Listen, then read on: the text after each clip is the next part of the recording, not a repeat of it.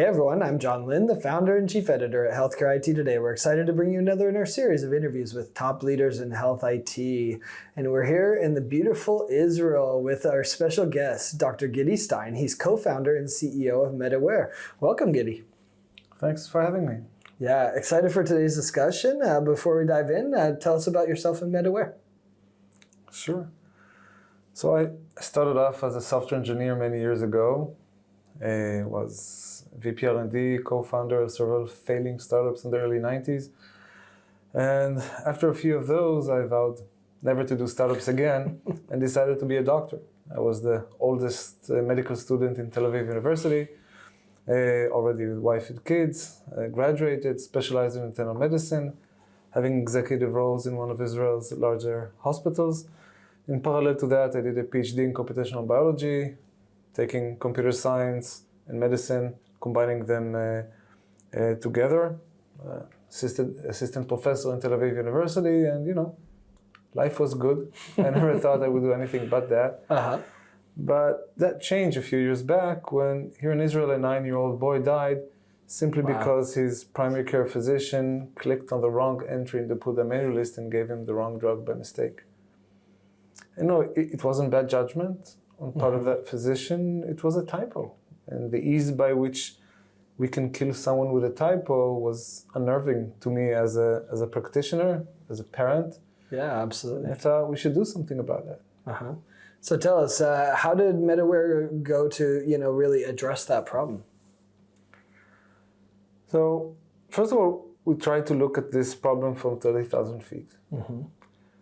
And when you even take the story of that child, you understand that although it was a failure of a single physician to prescribe the right medication, there were so many stations along the way from the moment the clinician clicked on the wrong entry and the patient actually received the drug, that all the relevant information to understand that this was the wrong drug for the wrong patient was available in many of these stations. Wow.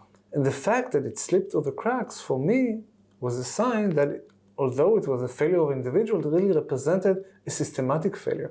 And a systematic failure requires a systematic solution. And this is where we saw what we can do.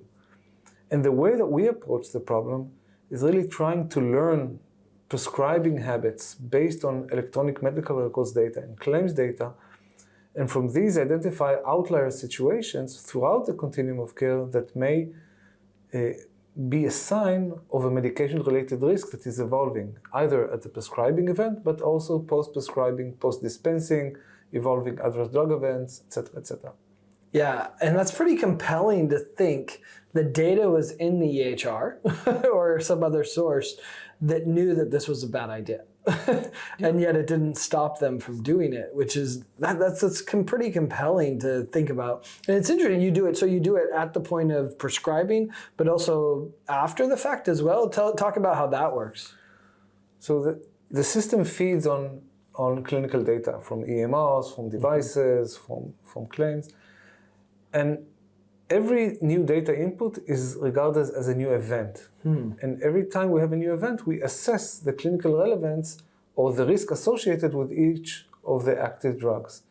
So for example, if a drug that was prescribed yesterday, well, everything was okay, but 2 days later, a new lab test or vital signs shows some kind of abnormalities which render that active medication dangerous for that patient, we're able to catch that and surface this back to the clinician. And in fact, more than 60% of the alerts that we generate are post-prescribing, post-dispensing, things that are completely missed by the current solutions that we have today. And the idea that we take the data, the clinical data of the client, to personalize the alerts that we generate to these clinicians enables us to reduce the number of alerts by more than 90% and enhance their clinical relevance, and therefore basically eliminate alert fatigue. So clinicians actually pay attention to what we find. And we have data to prove it. In several clinical studies, there are more than 40% of the alerts that we generate cause an immediate change in clinician practice, with an alert burden of significantly less than 2% of the medical orders, which is really unprecedented. Well, and let's dive into that, because obviously there's lots of clinical decision support systems out there, and every doctor has experiences with alert fatigue and often ignore the notifications because they feel like they know better, or whatever it might be, right? And they're getting alerted for lots of drug-to-drug interactions, drug-to-allergy interactions that maybe medically they should ignore. And so, talk about, what are some of the keys to reducing it by 90%. That's a significant number, right? Yeah. So if you look at the currently available drug databases that are deployed in most US hospitals and worldwide, they're usually composed of hundreds of thousands of rules. And each of these rules was manually curated based on best clinical evidence. So the question is, if this is so good, why doesn't it work? Why so many alerts are ignored? Yeah. And then when you dive into the details, you understand that although the rule is clinically appropriate, it's not necessarily relevant to this individual patient in this specific time. And let me give you two examples. So let's say the most common alerts are regarding drug-to-drug interactions, which are a nuisance to most clinicians. So if there's a drug-to-drug interaction that says these two drugs together put the patient at risk of, high potassium, which is dangerous. You should monitor potassium. This is great, but if I have a recent potassium level from 30 seconds ago, then this alert is basically not really relevant for this patient right now. If there's no available potassium level, or the potassium level was high, then definitely the alert should be generated. But in general, in most cases, the potassium levels will be okay. So I would not need to provide an alert at this specific time.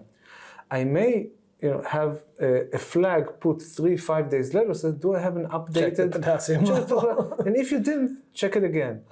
And then by spreading it over time, again, most cases, clinicians would take the right potassium level at the right time. So again, we won't alert when it's not relevant, reducing the alert burden by 90%.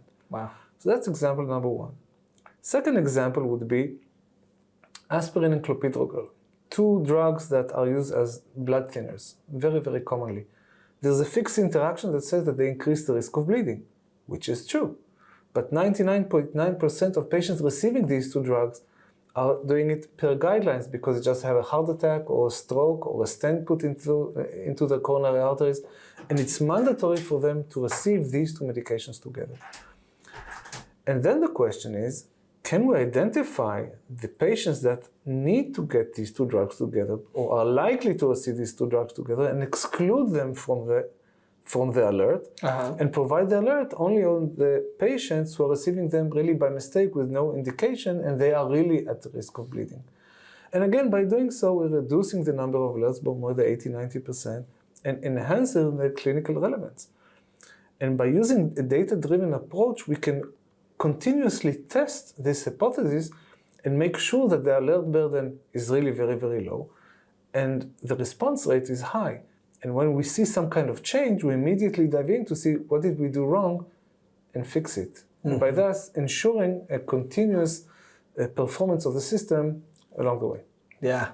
It's interesting. This kind of reminds me, which I don't know if in Israel you have this problem. I don't think you do.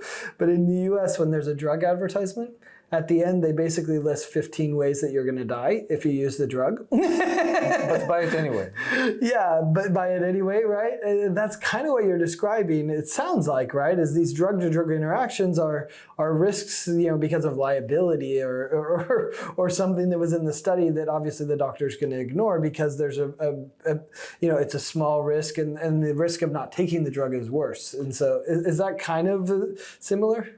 It is similar. And basically we are identifying these individuals that really are at risk of this adverse drug event, although very rare, and providing the alerts only to them. And for patients in which we have enough data to support that it's probably not the case and probably the risk is very low, then for them, we will not provide the alert. And this is the big change. Interesting. Now, when we talk about clinicians, definitely, it's a nuisance and alert burden, everything. But it's by a magnitude more problematic when you're talking about the pharmacies, especially the inpatient pharmacy and moreover the long-term care pharmacy, which is a booming industry in the US. A pharmacist spends almost 40% of his time in an inpatient hospital for what is called order verification. Check the box, is this okay, is this okay, is this okay? It's mandatory per regulations.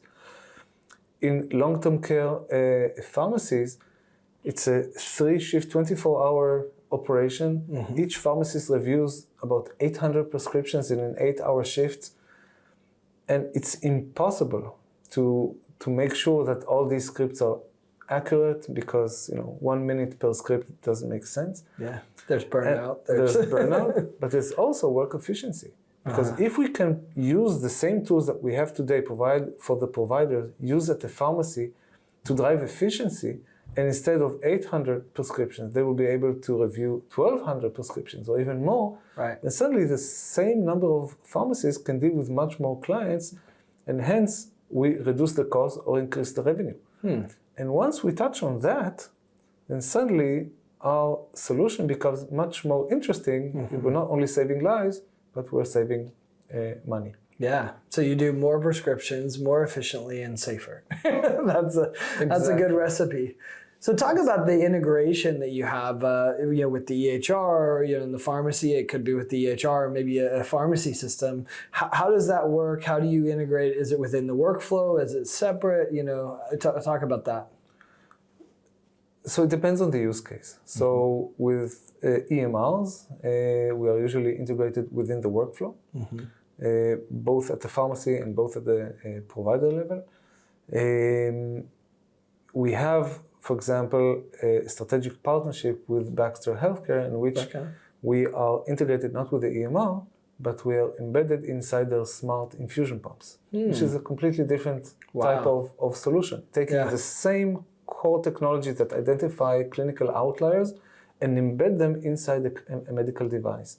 And this partnership is just the first of a kind that shows that we are not simply a decision support tool, but basically a safety engine that can be embedded in major players to provide them make their data smarter and provide them with a marketing differential vis-a-vis their competitor, or market differential with their competitors when they're going on to tenders. Yeah, are you still pulling data from the EHR to make that decision on the med device, or is all the data coming from the med device? We can do both. We can take data from the EHR, but we can take only pump data and provide real value. Wow.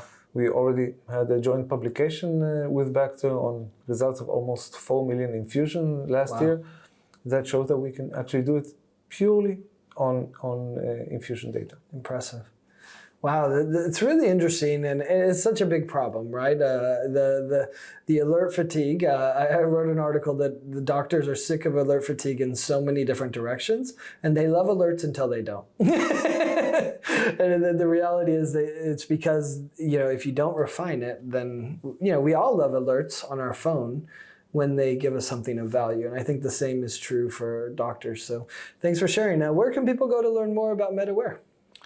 www.medaware.com, obviously. Easy enough. Yep. Well, thanks so much, Dr. Gidi. This was really interesting and insightful. And thanks everyone for watching and listening. If you want to find more great healthcare IT content like this, be sure to check it out at healthcareittoday.com or search for Healthcare IT Today on your favorite podcasting application. Thanks, Gidi. Thanks for having me.